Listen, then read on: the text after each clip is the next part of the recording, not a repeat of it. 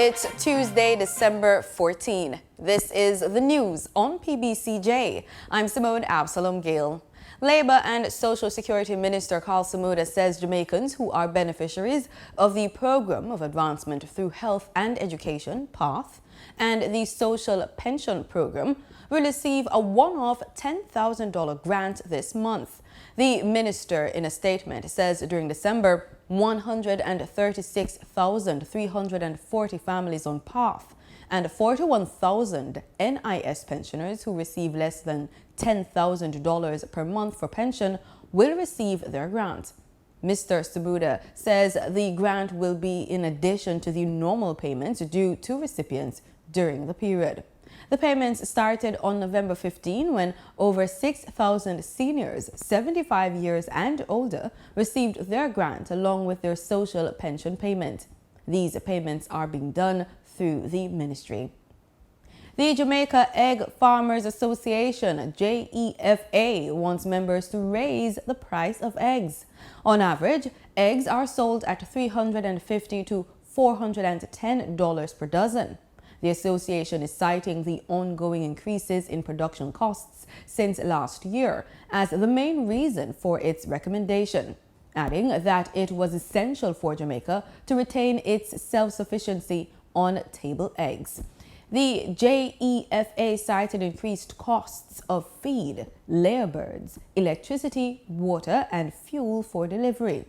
These challenges have forced some small farmers out of business and has caused other operators to scale down their production.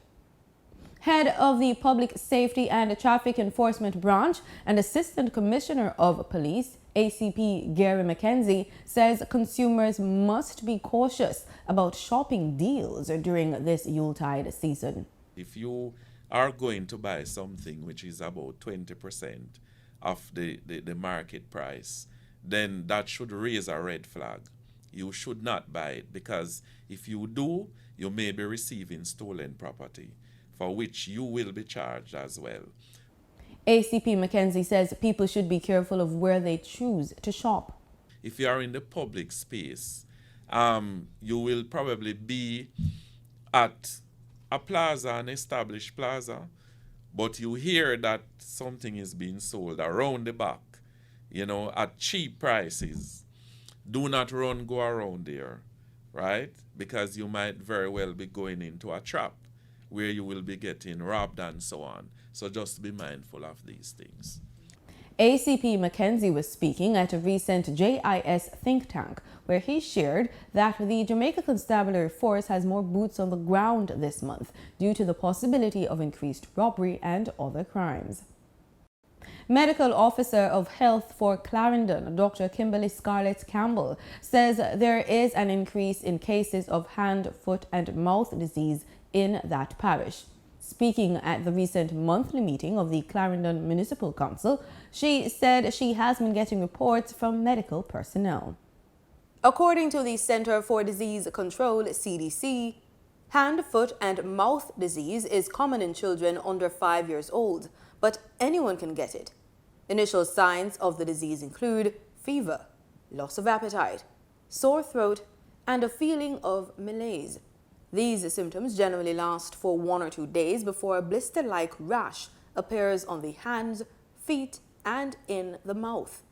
The illness is usually not serious, but it is very contagious. It spreads quickly at schools and daycare centers.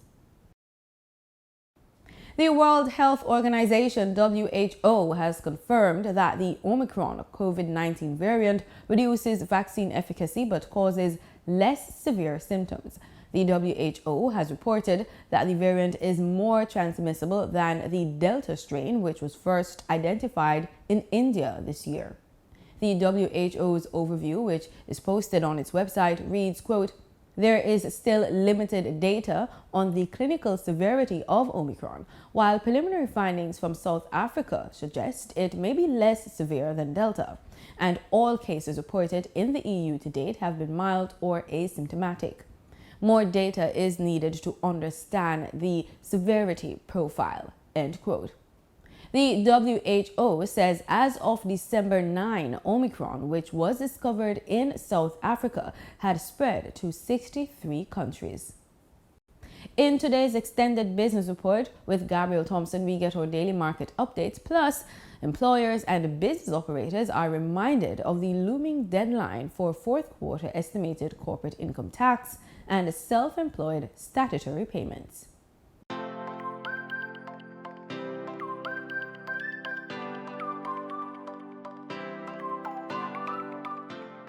The Tax Administration Jamaica TAJ is reminding business persons that their fourth quarter estimated corporate income tax and self-employed statutory payments are due tomorrow, Wednesday, December 15. These include estimated corporate income tax for the fourth quarter, self-employed statutory payments for the fourth quarter, stamp duty for the fourth quarter, trade license, and withholding tax. Additionally, employers' monthly statutory payroll deductions S01 for the month of November are due on December 14. In addition to the various online options now available, TAJ says persons are being reminded that tax payments may still be made at any of the 28 tax offices island-wide. Employers paying over monthly statutory deductions are reminded that they can benefit from an employment tax credit by paying their S01 on time. The tax authority encouraged persons to honor their tax obligations by making payments on or before the respective due dates to avoid additional interest and penalties. For more information, contact the TAJ's Customer Care Center at 888-TAX-HELP.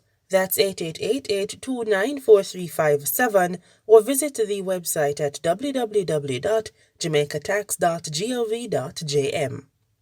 In foreign exchange trading for Monday, December 13, the US dollar sold for an average $154.88. The Canadian dollar ended trading at $121.67. The pound sterling traded for $205.84, and the euro sold for an average $178.47. In Monday's trading session, the JSE Combined Index declined by 1,015 points to close at under 400,000 units. Overall market activity resulted from trading in 92 stocks, of which 48 advanced, 36 declined, and 8 traded firm. The Junior Market Index advanced by 34 points to close at over 3,000 units.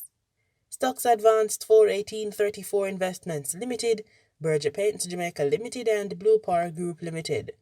Stocks declined for 138 Student Living Jamaica Limited, Barita Investments Limited, and Caribbean Cement Company Limited.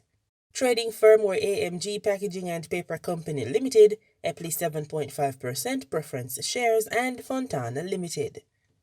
QWI Investments Limited was the volume leader with over 41 million units, followed by Lumber Depot Limited with over 2 million units and JMB Group Limited with over 1 million units.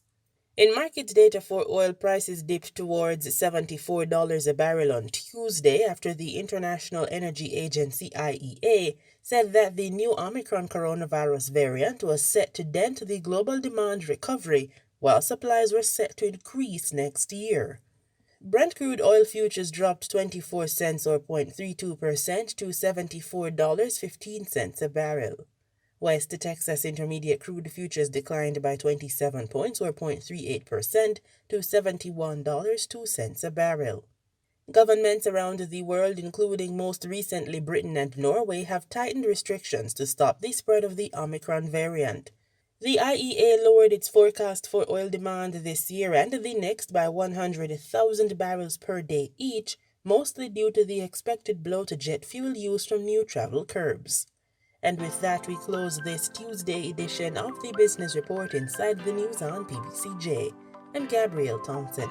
Pleasant viewing.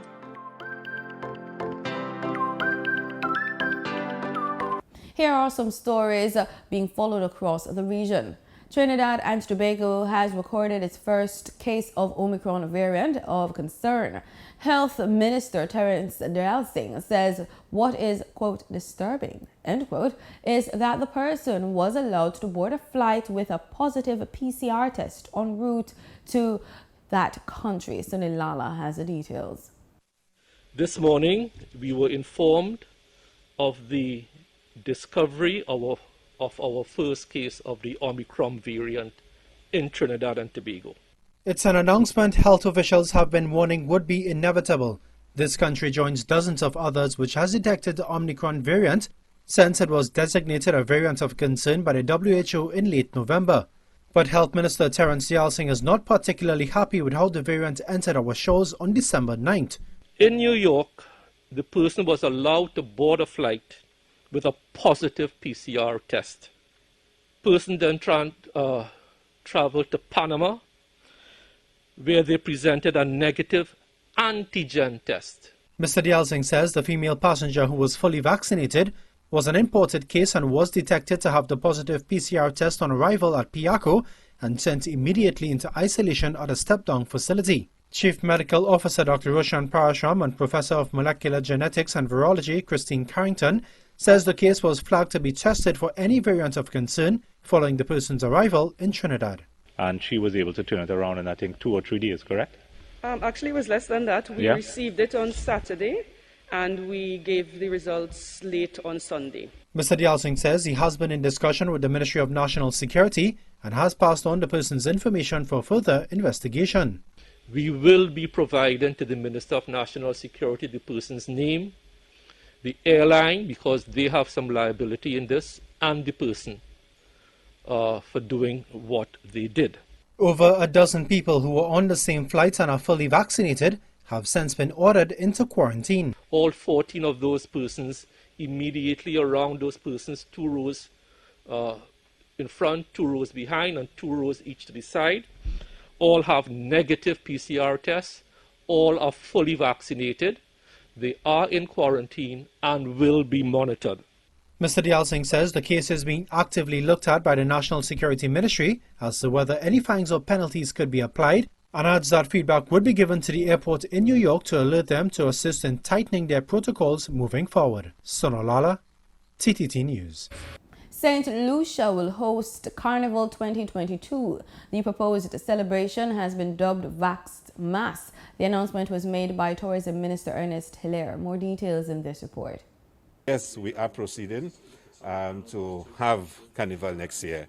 We're still going to work out the details, and of course, at the end of the day, we hope, God willing, that we will not have any spike or any major concerns that would prevent us from having it. Creative Industries Minister Dr. Ernest Hilaire says the decision to host a vaccinated Carnival 2022 is impelled by the arts community's continual clamor for a reprieve. I think there's been a call by our creative sector that we really need to start opening up the creative space. We've seen it opening up, especially in the tourism sector. Construction is open up. Persons who work in offices, in the media, can find employment, can earn a living. But our people who work in the creative sector have really suffered. And whilst all other sectors have opened up, the creative sector is still suffering badly.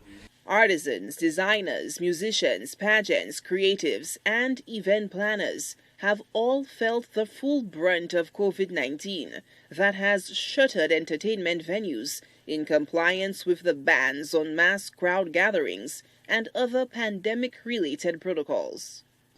The largest activity for our creative sector is really Carnival. And it's the time when we get our musicians, songwriters, the Carnival bands, the pan enthusiasts. Carnival time is the time when they get the opportunity to earn the most and to earn a livelihood. And they've really suffered. We've not had Carnival for 2 years. We didn't have last year, we didn't have this year.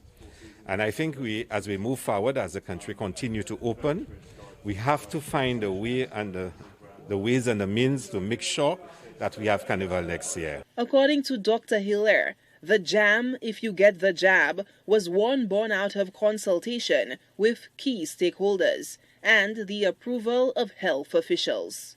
And we've spoken to all the stakeholders, and they are prepared to go. They're prepared to work with the medical authorities to put in place the right event arrangements that would allow us to have Carnival next year. They've already dubbed it Vaxx Mass, And the notion of Vaxx mass is that for you to participate in the mass, you would have to be vaccinated. You would have to be COVID negative. So the plan is really for us to design and to establish a carnival village that would be a sterile bubble that would allow persons who meet the requirements and to be able to participate. To take part in the carnival, to be in a band, you would have to be vaccinated. Dr. Hilaire has sent out a clear message to those interested in the 2022 staging of one of the premier cultural events on the island. So anyone who's interested in playing mass next year, you can know from now you need to get vaccinated. Anyone who's going to participate in the soca, the calypso, the Denry segment shows will have to be vaccinated. Service providers, performers, everyone will have to be vaccinated. So it is really a mass for vaccinated individuals. The public that will be going to the location will have to be vaccinated. And we are going to sit down with the Ministry of Health, put in place all the details, and to make sure we establish a safe environment for the participants and the public. In pre-pandemic times, St. Lucia Carnival was historically a boon for the local economy, with rich cultural displays and exchanges, attracting visitors to the island's shores and providing an avenue for the artistic expression of the nation's creatives. Solange Alfred, HCS News Force. In Guyana, the opposition on Monday threw its support behind the Police Amendment Bill, which amended the country's Police Act after the government made several changes to its earlier proposal. Gordon Mosley reports. The government was hammered earlier this year by the opposition, civil society and the Guyana Bar Association when it proposed amendment to the Police Act to allow for the taking of DNA samples from persons in custody. The administration was also criticized over the lack of consultation on the amendments. The Guyana Bar Association had expressed concern that the previous proposed amendments, which would have allowed for DNA collection of arrested persons, could have created a platform for misuse and mischief. The government went back to the National Assembly today after listening to the position of the opposition and civil society and removed the worrying clause completely from the amendment bill. Home Affairs Minister Robson Banner. But after some due consideration, perhaps some criticisms to a critique, that at this time, this resort is not necessary. And so I would also want to delete this clause. Opposition Member of Parliament Dawn Hastings-Williams was the first to rise for the opposition and give her no objection for the bill to be passed with the new proposed amendments. Opposition Member of Parliament and former Security Minister Kemraj Ramjatan said the deletion of the DNA information clause is welcomed since it could have been abused. And quite frankly, I did not believe at all that the integrity of the collection and preservation of DNA samples would have been to that high quality that I think we should make it. So that's an important deletion. The National Assembly has also amended Section 2 of the Principal Act by inserting 2 new definitions for the terms arms and less lethal weapons. The purpose of that amendment is to provide the police force with less harmful weapons when they are executing an arrest. And for the Home Affairs Minister, that move should be welcomed because it paves the way for arrests that will be less confrontational. We identify that we want to avoid situations in which the engagement moves from simply engagement, a scuffle, because we've seen in many instances, and they've been on Facebook and other places, where persons have taken the resort of scuffling and even fighting with the police, resisting arrest. And unfortunately, in some instances, the police may have to go to what is described as lethal force. The clause was supported by the opposition Member of Parliament, Gita Chandan Edmond, who said she believes that with the advent of technology in the security sector, the Guyana Police Force must also move in that direction.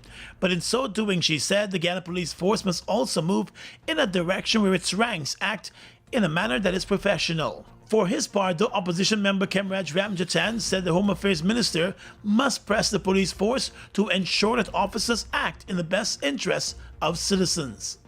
We saw what happened to Orrin Boston.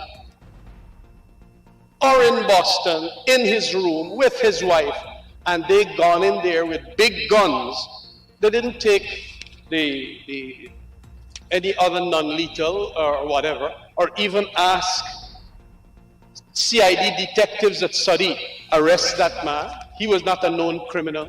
The Guyana police force over the years has been accused of using excessive and at times deadly force during arrests. In sports, we opened the innings with cricket. The West Indies were defeated by Pakistan in their first T20 international match in Karachi on Monday. Superlative bowling from the host restricted the Windies to a mere 137 runs inside 19 overs. Fast bowler Mohammad Wasim took a career-best 4 for 40, while spinner Shadab Khan grabbed 3 wickets for 17 runs. Batsmen Mohammad Rizwan and Haider Ali struck fiery half-centuries as Pakistan trounced Windies by 63 runs. The victory marks Pakistan's 13th win in 19 2020 international against West Indies. The hosts have taken a 1-0 lead in the 3-match series. And that's our package. Join us again tomorrow for more news and sports right here on PBCJ, the People's Station.